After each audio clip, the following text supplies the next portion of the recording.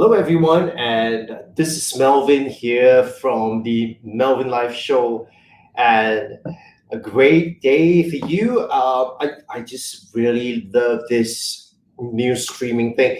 Uh, One of the main thing is really I could connect with you. I could share with you what are some of the things I'm working on a live basis, and that is really tremendously helpful as well as really gives me a chance to connect with you.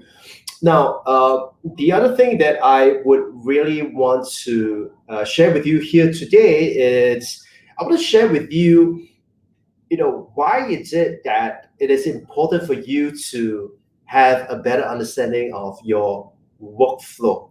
Now, when I talk about workflow, inevitably there are a few things that I would usually want to talk about, and so workflow for me is it's those three things. But before I kind of get into that, by the way, if you are watching on Facebook or if you're watching on YouTube, please drop me a comment so that I know that you're here. I know that there's some of you who are watching, and so just let me know that you're here. And if you got questions for me, I'll be more than glad to answer that. So, are there certain aspects of your life that you would invest an enormous amount of time, energy, as well as resources into?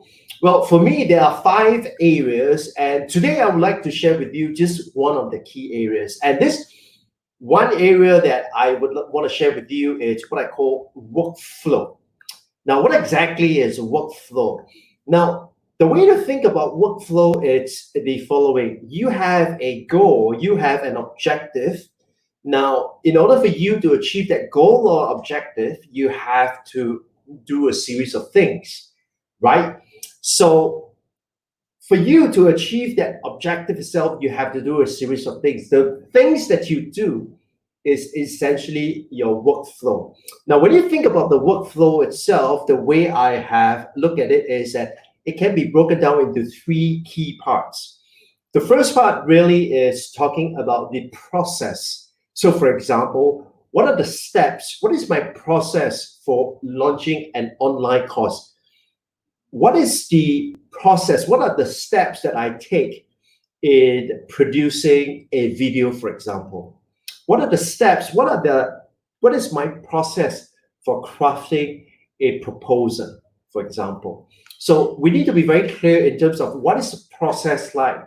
Because once we're clear in terms of the process, two things are going to happen. Number one is if you want to replicate that success, because now you have documented it, you are able to go back and retrace back the steps and to replicate it over and over and over again. This is essentially what I call the McDonald's model, because arguably, if you step into any McDonald's restaurant all over the world, and you would be able to expect a certain level of quality, vary a little bit of variation, but you would come to expect a certain level of quality for the food that you're going to get, right? So you want to be able to replicate the success, and that's why you should have your processes documented. So that's one.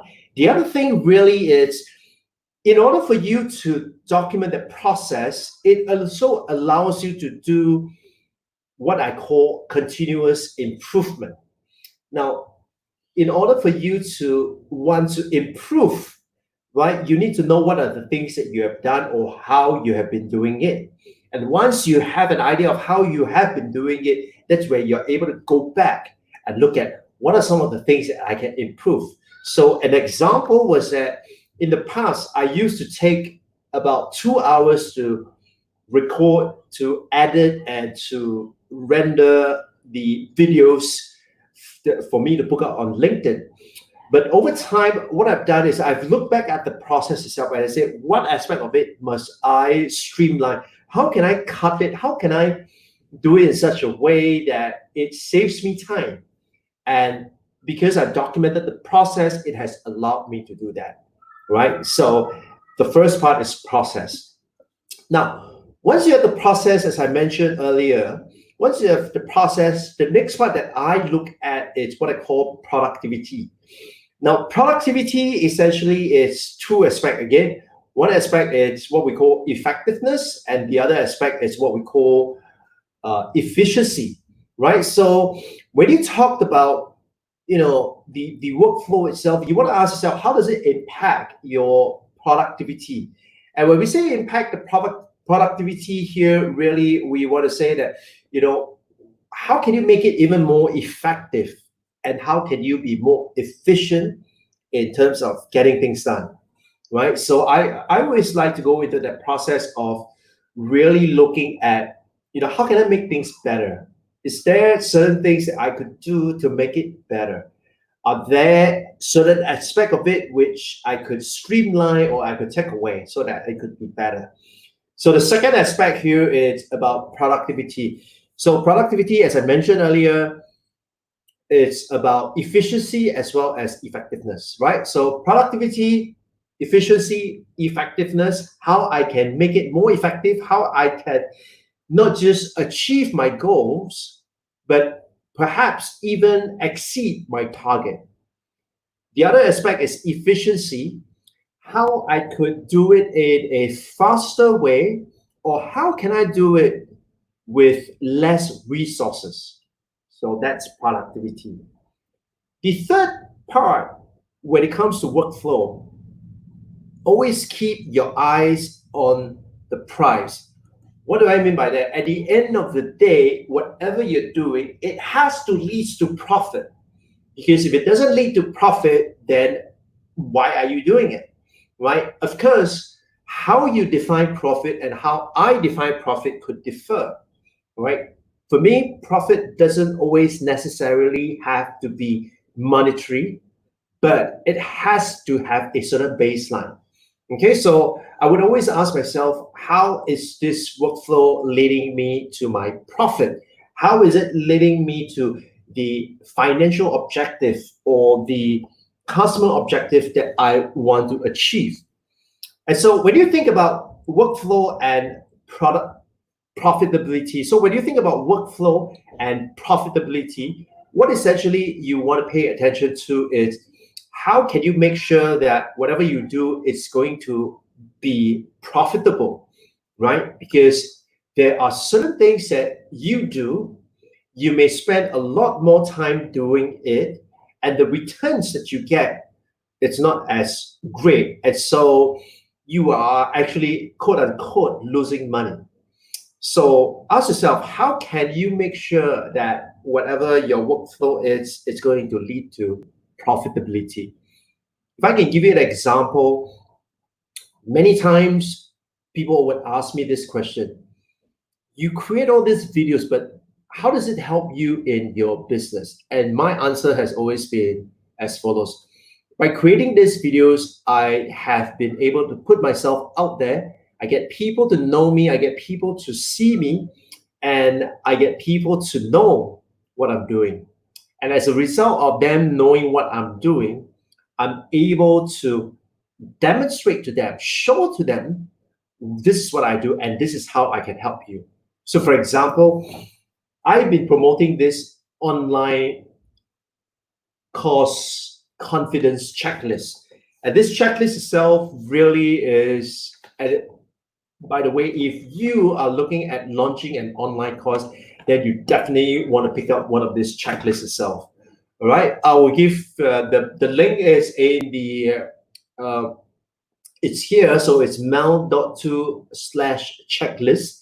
So when people ask me the question, how does making video leads, how does it help your business? My answer to them has always been as follows.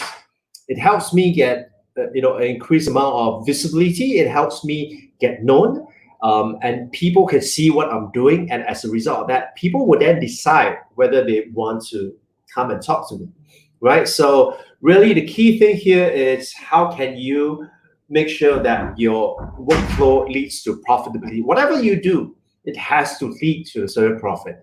So in other words, the third P, profitability of the workflow, looks like this. Whatever you do, it has to lead to an achievement of certain objectives. Whatever that objective is not important, but you have to have an objective. For me, when it comes to work, my work has to lead to profitability. It has to lead to a possibility for me to look at it and say that it's going to be viable and it's going to be feasible for me to do this. Once I'm able to answer those two questions, then I know it's good to go. And if those two questions are not answered, or if I keep on doing certain things and it still doesn't lead me to profitability, then it's time for me to relook at my workflow and to relook at the things that I'm doing, right? So that essentially is what we are sharing here. So if you got comments, if you got questions, please feel free to share with me and let me know. In case you're wondering, I have this checklist on creating online course, and if you are really looking at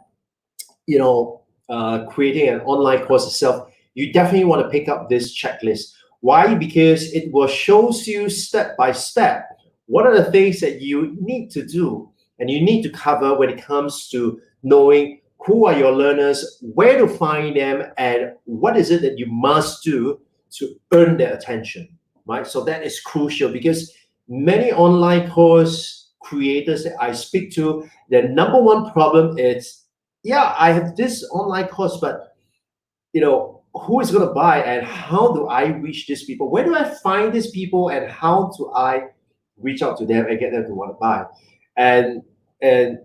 So that's one of the key aspects. And the other aspect of creating an online course is, in this checklist itself, I will share with you how you could actually pre-sell your online course. Now, I know for some of us, it's a concept that it's rather unthinkable, because we are like, how can I sell something that I haven't even created?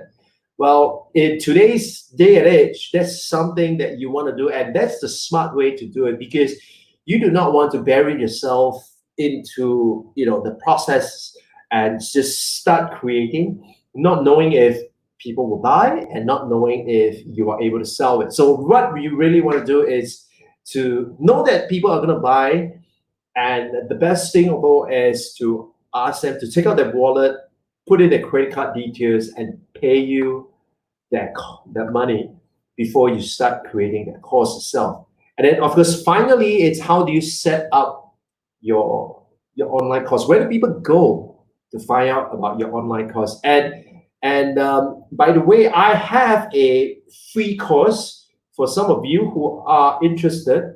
I have a free course. And so if you're looking at how you can build an audience, for example, right, something that is very key, where you want to, when you want to, if you want to be able to, if you want to be able to really get people to know you and you want to build an audience, the thing that you will have to do is a few things. So I have this course. I'm just looking out for the URL. I'm just gonna give it to you here.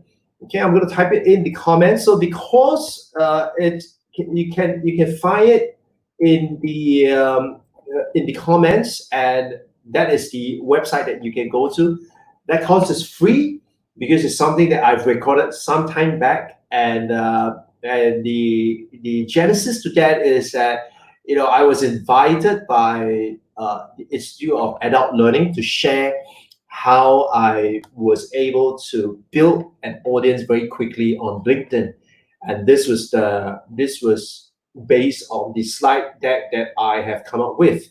And so, if you want to understand how I built the audience on LinkedIn, and arguably you can use the same steps, right, the same process for any platform, this is where you would want to go. All right, so make sure you register that, because that course is available to you for free. And so that's something that you want to think about. All right, so here, what I would love to do is to hear your feedback in terms of what you're working on. What are some of the things you're working on? And if you can share that with me, even after the live broadcast is over, that would be good because I will still be able to answer those questions. So, right. With that, this is Melvin Tan signing off. Cheers. Take care. Stay safe.